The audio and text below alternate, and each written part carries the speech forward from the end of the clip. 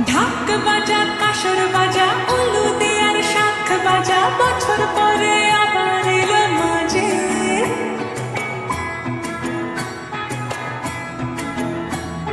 পুজো পুজো